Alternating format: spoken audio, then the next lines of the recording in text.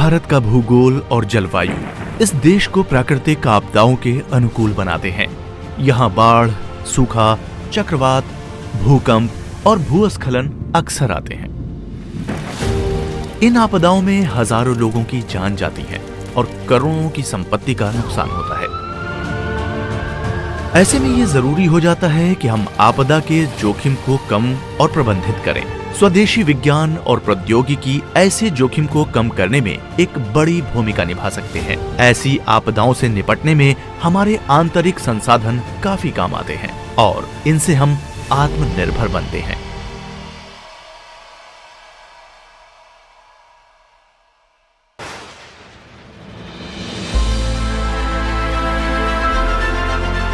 पिछले कुछ वर्षों में भारत ने बहुत बड़े स्तर की आपदाएं देखी हैं। 1999 के सुपर साइक्लोन ने ओडिशा में 300 किलोमीटर प्रति घंटे की रफ्तार से 30 घंटों तक तांडव मचाया, जिसमें लगभग 15,000 लोग मारे गए। 2001 में भुज में आए भूकंप से 1.5 लाख से अधिक लोग घायल हुए और लगभग 4,000 लोग बेघर हो गए। 2004 की सुनामी ने 2 लाख से अधिक भारतीयों की जान ली और काफी आर्थिक नुकसान किया। 2007 में बिहार की बाढ़ ने हजारों लोगों के साथ मवेशियों और संपत्ति को नुकसान पहुंचाया। 2013 में उत्तराखंड में बाढ़ आई, जिसने 90 लाख से अधिक लोगों को प्रभावित किया और इसमें तकरीबन 5,000 लोग मारे गए। जब भी कोई आपदा आती है तो ये जान, माल और पर्यावरण को भारी नुकसान पहुंचाती है और इसलिए किसी भी आपदा से निपटने का एक तंत्र का होना बहुत जरूरी है। 80% आपदाएं मौसम और जलवायु से जुड़ी होती हैं। इसे प्रबंधित करने के लिए हमारे पास सबसे जरूरी उपाय है मौसम का पूर्वानुमान। भारतीय उपमहाद्वीप में सबसे सामान्य आपदा उष्णकटिबंधीय चक्रवात है। 7,500 किलोमीटर से अधिक की तट रेखा वाले भारत में दुनिया के 10% उष्णकटिबंधीय चक्रवात आते हैं। हर साल बंगाल की खाड़ी के साथ 5 से 6 बड़े चक्रवात बनते हैं, जिनमें से 2 से ज्यादा प्रचंड होने की संभावना होती है। ये अक्सर भारत के पूर्वीय तट जैसे कि आंध्र प्रदेश, ओडिशा, तमिलनाडु और पश्चिम बंगाल जैसे राज्यों में विनाश का तांडव मचाते हैं। पहले के चक्रवातों की तुलना में आज मौसम पूर्वानुमान तंत्र की वजह से इनका प्रभाव काफी कम हो गया है। हमारे सभी प्रकार के मौसम संबंधी पूर्वानुमान तंत्र का प्रतिष्ठित केंद्र IMD यानी भारत मौसम विज्ञान विभाग है। इस केंद्र की शुरुआत 1875 में छोटे स्तर पर हुई थी। समय के साथ IMD ने मौसम संबंधी टिप्पणियों, संचार, पूर्वानुमान और मौसम सेवाओं के लिए अपने बुनियादी ढांचे का काफी विस्तार किया। भारत दुनिया का पहला विकासशील देश है जिसके पास अपना जियो स्टेशनरी सैटेलाइट इनसैट है, जो निरंतर मौसम की निगरानी और विशेष रूप से चक्रवात की चेतावनी जारी करता है। आज IMD के पास बंगाल की खाड़ी और अरब सागर के ऊपर बनने वाले उष्णकटिबंधीय चक्रवातों की निगरानी और पूर्वानुमान लगाने के लिए एक प्रभावशाली प्रणाली है। इस तरह के पूर्वानुमानों के लिए बुनियादी अवलोकन विभिन्न स्रोतों से आते हैं, जिनमें स्वचालित मौसम स्टेशन, स्वचालित वर्षामापी स्टेशन जहाज, महासागरीय बुआइज, उपग्रह डेटा, डॉपलर मौसम रडार और भारतीय तटीय इलाकों में लगे हुए हवाओं की तेज गति मापने वाले रिकॉर्डर शामिल हैं। यह चक्रवात के बारे में विस्तृत जानकारी देता है, जिनमें इसकी उत्पत्ति, स्थान, अक्षांश और देशांतर के संदर्भ में गति, तीव्रता और लैंडफॉल का समय शामिल है। पिछले कुछ सालों से IMD प्रभाव आधारित पूर्वानुमान और सूची आधारित चेतावनियां भी जारी करने लगा है। इसलिए हम न केवल ये जानकारी देते हैं कि कल का मौसम कैसा रहेगा, बल्कि यह भी बताते हैं कि कल मौसम का क्या प्रभाव पड़ेगा। इन प्रणालियों का महत्वपूर्ण काम यह सुनिश्चित करना है कि लोगों को चेतावनी जल्दी मिले, ताकि लोगों को सुरक्षित स्थान पर पहुंचाया जा सके और इससे निपटने के लिए जरूरी कदम उठाए जाएं। Early warning consists of various components in atmospheric science. प्रारंभिक चेतावनी में कई तरह के घटक होते हैं। वायुमंडलीय विज्ञान में इन्हें प्रारंभिक खतरे की घंटी माना जाता है। इसका अर्थ है कि यदि आप मौसम की सही पहचान कर सकते हैं तो आप मौसम का सही पूर्वानुमान भी लगा सकते हैं। इसलिए दुनिया भर में अवलोकन प्रणाली में सुधार करने की निरंतर कोशिश की जाती है ताकि मौसम प्रणाली ज्यादा सटीक बन सके। Similarly, people try to develop the numerical weather prediction models so that no weather system goes unpredicted. इस तरह की शुरुआती पहचान के लिए सभी तरह की प्रौद्योगिकी और विशेषज्ञता की मदद लेने में कई कदम उठाने होते हैं। इनसैट 3D, इनसैट 3DR और स्कैटसैट 1 जैसे विशिष्ट उपग्रहों का उपयोग पृथ्वी की सतह की निगरानी करने और समुद्री अवलोकन करने के लिए किया जाता है। इन उपग्रहों में मौजूद स्कैटरोमीटर ऐसे उपकरण हैं जो हवा की गति और दिशा के संदर्भ में समुद्र की सतह से मिलने वाले संकेतों को पढ़ते हैं। स्कैटरोमीटर द्वारा इकट्ठा किए गए डेटा को विभिन्न संख्यात्मक मौसम पूर्वानुमान मॉडल के माध्यम से विश्लेषित किया जाता है ताकि पहले से ही चक्रवाती तूफान का आकलन और निर्धारण किया जा सके। यदि किसी संभावित चक्रवात का पता चल जाता है तो उससे संबंधित डेटा को पृथ्वी विज्ञान और सूचना मंत्रालय को भेजा जाता है, जहां चक्रवात की पूरी जानकारी का विश्लेषण किया जाता है। इस संख्यात्मक प्रक्रिया के माध्यम से जानकारी मिलने के बाद आवश्यक कार्रवाई के लिए संबंधित एजेंसियों और विभागों को प्रारंभिक चेतावनी जारी की जाती है। इसमें मीडिया, आम जनता और आपदा प्रबंधन से जुड़ी एजेंसियां शामिल होती हैं। नई तकनीकों के साथ चक्रवात के बनने की जानकारी कम से कम 5 दिन पहले पाई जा सकती है। इससे स्थानीय अधिकारियों और आपदा प्रबंधन एजेंसियों को आने वाली आपदा के लिए तैयार रहने और जान माल के नुकसान को कम करने का पर्याप्त समय मिल जाता है। प्रारंभिक चेतावनी जारी करते हुए हम संरचनाओं, कृषि, उद्योग, मानवीय आबादी, आवास, दूरसंचार, ऊर्जा आदि क्षेत्रों को इसके अनुमानित प्रभाव की सूचना देते हैं। जब यह सूचना केंद्रीय स्तर पर आम जनता, मीडिया और आपदा प्रबंधन प्रणाली को दी जाती है तो यह जानकारी ही कार्रवाई शुरू करने का पहला कदम साबित होती है। That information acts as the first step to initiate action. IMD द्वारा जारी बुलेटिन एक प्रकार का एंड टू एंड समाधान है। इसमें हर चीज के बारे में जानकारी है, जैसे कि वर्तमान स्थिति, पूर्वानुमान, अपेक्षित मौसम प्रभाव और नुकसान। इसमें उन कदमों को उठाने की जानकारी भी होती है जिन्हें आम जनता और आपदा प्रबंधन द्वारा उठाया जाना चाहिए। प्रत्येक सेक्टर इस जानकारी के आधार पर सिस्टम में काम कर सकता है। ये तट के किनारे रहने वाले मछुआरों और किसान जैसे कमजोर समुदायों के लिए उपयोगी है। प्रभाव आधारित प्रारंभिक चेतावनी प्रणाली के साथ विशिष्ट चेतावनी भी जारी की जाती है। इसका उद्देश्य मानव जीवन को बचाने और संपत्ति के नुकसान को कम करना है। There has been a drastic reduction in the number of loss of life. जानमाल के नुकसान में भारी कमी आई है। 1999 में उड़ीसा में आए चक्रवात में 10,000 लोगों की जान गई। 2013 में हम इस आंकड़े को 21 तक ले आए। 2019 में चक्रवात फानी के कारण 64 मौतें और 2020 में अम्फान चक्रवात में केवल 28 लोगों की जान गई। जान के जोखिम में उल्लेखनीय कमी आई है। इसकी वजह है IMD द्वारा प्रदान की गई प्रारंभिक चेतावनी के उपयोग से आपदा प्रबंधन एक सक्रिय भूमिका निभा सका। Because of the active role played by the disaster managers, utilizing the improved early warning provided by India Meteorology Department. चक्रवात जैसी आपदाओं से निपटने की हमारी तैयारियों में काफी बड़ा बदलाव आया है। आपदा के प्रति प्रतिरोध तैयार करने और आत्मनिर्भरता की दिशा में हमारे अब तक की यात्रा में विज्ञान और प्रौद्योगिकी की महत्वपूर्ण भूमिका है। India Meteorology Department and Ministry of Earth Sciences have its own high power. पृथ्वी विज्ञान मंत्रालय के तहत भारतीय मौसम विज्ञान विभाग के पास खुद का हाई पावर कंप्यूटिंग सिस्टम है। अपना सांख्यिकीय मौसम पूर्वानुमान मॉडल है, अपनी अवलोकन प्रणाली है, खुद की सूचना और संचार प्रौद्योगिकी और पूर्व चेतावनी प्रणाली है। तो हमारी सारी पूर्व चेतावनी प्रणालियां ज्यादा से ज्यादा आत्मनिर्भर हैं। Completely, you can say, or mostly self-reliant और आत्मनिर्भर। IMD न केवल भारत की सुरक्षा करता है बल्कि इस क्षेत्र के 13 से अधिक देशों को परामर्श भी देता है। यह इस क्षेत्र की सुरक्षा के लिए एक छत जैसा है जिससे जान और माल दोनों की रक्षा होती है। आगे है हिमालय पर्वतमाला में प्राकृतिक आपदाएं ज्यादा होने लगी हैं। मौसम के पैटर्न की जानकारी होने से यहाँ भी आपदाओं को प्रभावी ढंग से प्रबंधित किया जा सकता है। उत्तराखंड में अत्याधुनिक रडार सिस्टम की विशेषताएं जानिए एक ब्रेक के बाद।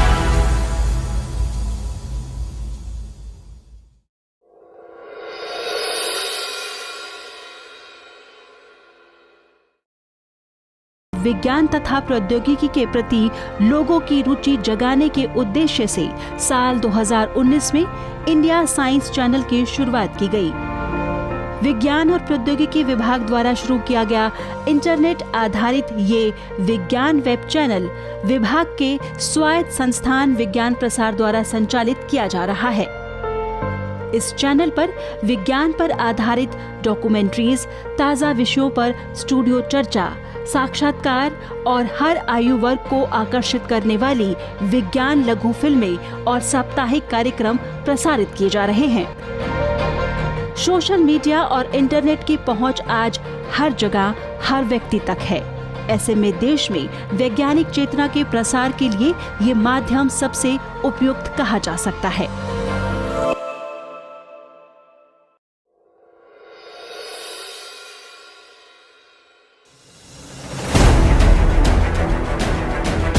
महान हिमालय की पर्वतमालाएं देखने में बेहद खूबसूरत और शानदार लगती हैं, लेकिन इनमें आपदाओं ने भी अपना डेरा डाल रखा है, जैसे कि भूकंप, हिमस्खलन और बाढ़। ऐसी प्राकृतिक आपदाएं लगातार बढ़ रही हैं और इनके बढ़ने के कारण है जलवायु परिवर्तन, इस क्षेत्र में बेतरतीब विकास और हमारी बढ़ती आबादी। ये साफ है कि इन आपदाओं को रोकने के लिए बेहतरीन वैज्ञानिक रणनीतियों के साथ बड़े पैमाने पर प्रयास किए जाने चाहिए, तब कहीं जाकर हम इन आपदाओं से निपट सकेंगे।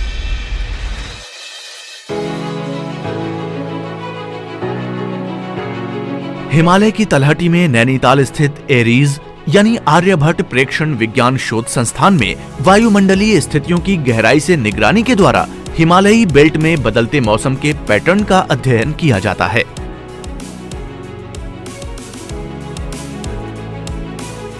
There was a huge cloud burst few years back in Himalayas.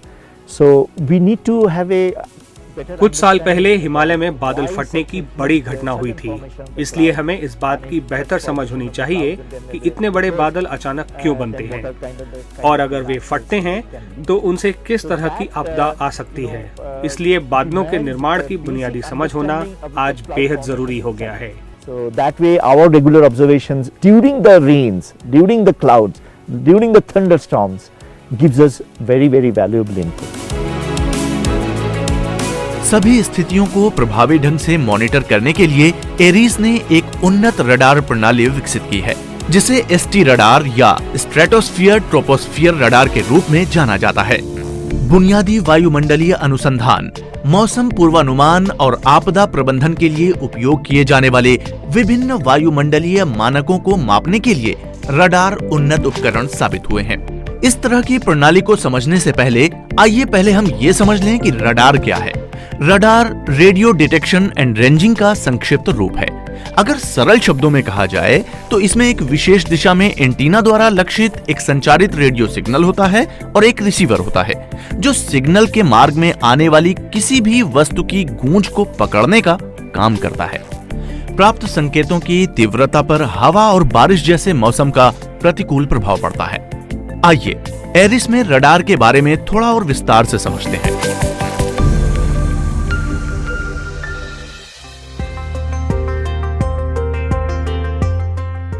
यह एक पल्स डॉपलर रडार है, जिसका मतलब है कि यह वायुमंडल में किसी गतिशील वस्तु, यहां तक कि हवा की भी आवृत्ति, गति और दिशा को माप सकता है। एरीज की छत पर स्थापित एसटी रडार में समबाहु त्रिकोणीय ग्रिड में व्यवस्थित 588 एंटेना लगे हैं और इस प्रकार लगे हैं कि इन्हें कहीं से भी देखने पर ये एक समान दिखते हैं। एंटेना को एक सीधी रेखा में व्यवस्थित किया जाता है। यह सुनिश्चित होता है कि रेडियो फ्रीक्वेंसी एनर्जी या आरएफ एनर्जी ठीक से विकिरणित होती है। प्रत्येक एंटेना में निर्देशक, मुड़ा हुआ डिफोल्ड और एक परावर्तक होता है, जो संयुक्त रूप से सुनिश्चित करता है कि किरण वांछित दिशा में ही निर्देशित हो। इन 588 ट्रांसमिट रिसीव मॉडल्स को TRMs कहते हैं। इन्हें छत से लटका दिया गया है। ये विशिष्ट रूप से इस तरह से डिजाइन किया गया है कि पूरे रडार सिस्टम को एक ही इमारत में समायोजित किया जा सके। इससे दुर्गम पहाड़ी इलाकों में स्थान और लागत की बचत होती है। फर्श की जगह का उपयोग पूरे रडार सिस्टम के रखरखाव के लिए किया जाता है। ऐसा डिजाइन भारत में और शायद दुनिया में भी पहली बार सफलतापूर्वक स्थापित किया गया है। नैनीताल एक ऐसा पर्वतीय इलाका है जहां 30 बाय 30 का एक बड़ा स्थान ढूंढ पाना काफी मुश्किल काम है। इसलिए इस स्वदेशी रडार को इमारत के ऊपर स्थापित करने का सुझाव दिया गया। दुनिया भर में रडार अक्सर जमीन पर ही लगाए जाते हैं। जगह की कमी के चलते हमने पहली बार रडार को इमारत के ऊपर रखा है। जैसे कि हम छत पर एक एंटीना लगाते हैं, उसी तरह बीच की मंजिल पर हमने TR मॉड्यूल को लटका कर लगाया है। भूतल में हमारे पास रडार कंट्रोलर है। यह पूरी विशिष्टता भारतीय प्रणाली के तहत स्वतंत्र रूप से विकसित की गई है।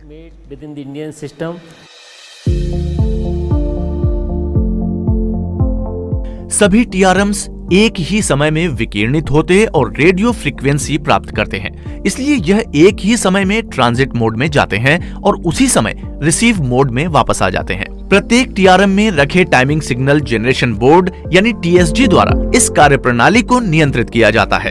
TRM में फीड सीधी भवन के भूतल पर स्थित रडार कंट्रोल रूम में जाती है। यहाँ 2 सॉफ्टवेयर हैं, रडार कंट्रोलर सॉफ्टवेयर और signal processing software. Radar control software सभी TRMs के रडार ऑपरेशन को समनुरूप करता है। Digital signal processing unit signal प्राप्त करता है और हवा की गति और दिशा के बारे में जानकारी देता है।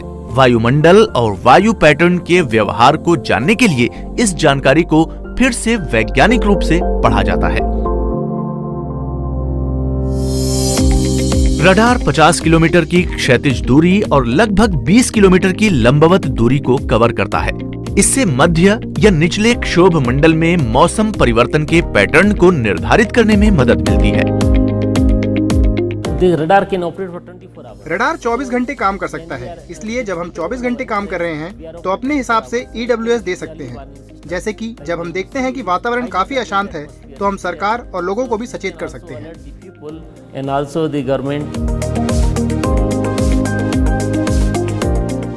ST रडार किसी भी मौसम की स्थिति में 24 घंटे 365 दिन नियमित रूप से हवा की जानकारी देता है। एरीज अपने डेटा को IMD और इसरो जैसे अन्य नोडल संगठनों को भेजता है ताकि वे इस क्षेत्र के लिए मौसम और आपदा पूर्वानुमानों को प्रबंधित कर सकें। इस परियोजना की खास बात यह है कि यह पूरी तरह से स्वदेशी है, जिसे इसरो के सहयोग से लागू किया गया है और रडार की आपूर्ति, स्थापना और विकास मूल रूप से ECIL द्वारा किया गया है। इस रडार का संचालन और रखरखाव भी पूरी तरह से एरीज की तकनीकी टीम द्वारा किया जा रहा है। यानी इसमें हमने 100% आत्मनिर्भरता हासिल की है। 100% आत्मनिर्भर। इसकी अनूठी भौगोलिक स्थिति और यहाँ उपयोग होने वाले अत्याधुनिक उपकरणों से यह सुनिश्चित किया जाता है कि इस क्षेत्र में आने वाले तूफानों से होने वाली आपदाओं को कम करने के लिए हमें समय पर सूचना मिल जाए।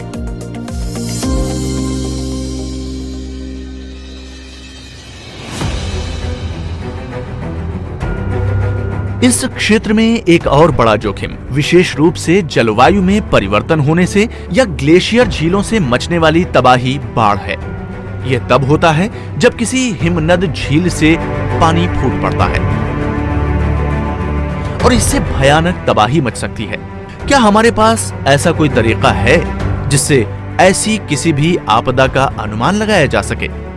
जानने के लिए बने रहें हमारे साथ।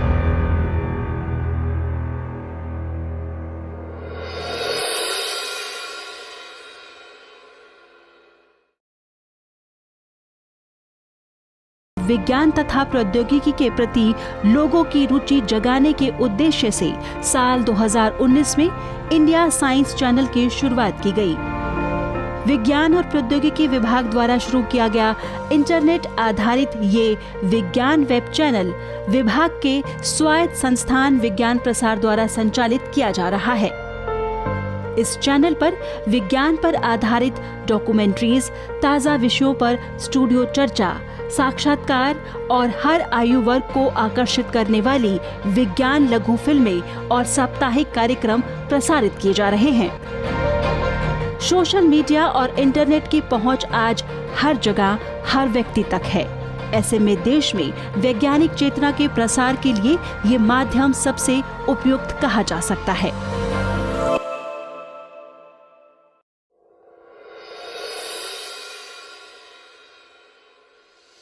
जलवायु परिवर्तन की वजह से कुछ आपदाएं अब ज्यादा सामान्य हो गई हैं। इसने पूरी दुनिया में बारिश और तापमान के पैटर्न को बदल दिया है। बढ़ते वैश्विक सतह से तापमान से सूखे की संभावना ज्यादा और तूफानों की तीव्रता और बढ़ेगी। ज्यादा पानी के भाप बनकर वायुमंडल में वाष्पित होने से ये ज्यादा शक्तिशाली तूफानों के बनने में ईंधन का काम करता है।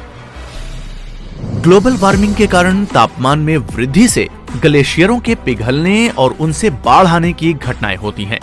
जब ग्लेशियर पिघलते हैं तो उससे अचानक बर्फ पानी में बदलती है, जिसके परिणाम स्वरूप ग्लेशियरों में बनी झीलें टूट जाती हैं, जिसे ग्लॉफ भी कहते हैं। इस तरह की घटना से भारी मात्रा में पानी निकलता है।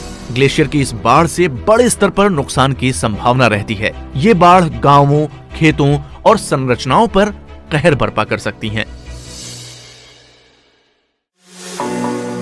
हिमालय में 9600 ग्लेशियर हैं।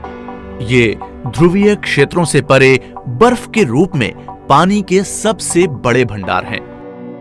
पूर्वी हिमालय क्षेत्र में ग्लोफ की घटनाओं की अधिक संभावना है। अकेले सिक्किम में 320 ग्लेशियर झीलें हैं। सिक्किम भारतीय भूकंपीय चार्ट के जोन 4 में भी आता है और भूकंप से भी ग्लोफ की घटनाएं होती हैं।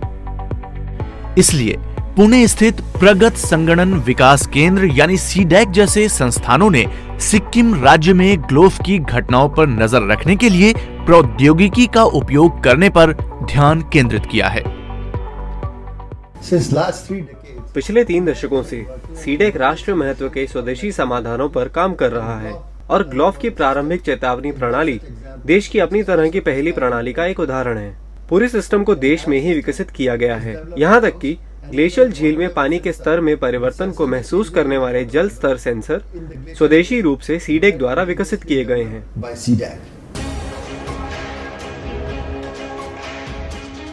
आइए ग्लोफ के तंत्र को विस्तार से समझते हैं।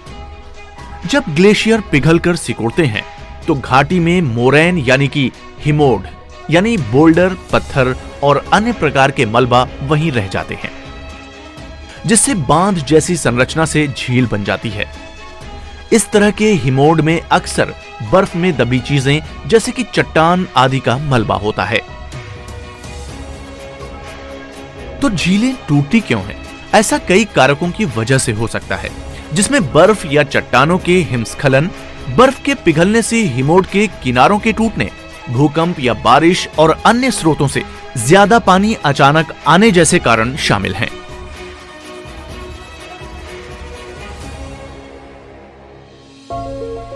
बाढ़ की वजह से पहले भी दुनिया भर में सैकड़ों आपदाएं आई हैं, जिससे नीचे रहने वाले समुदाय तबाह हुए हैं और इससे सामाजिक पारिस्थितिकी तंत्र पर खतरा बना रहता है।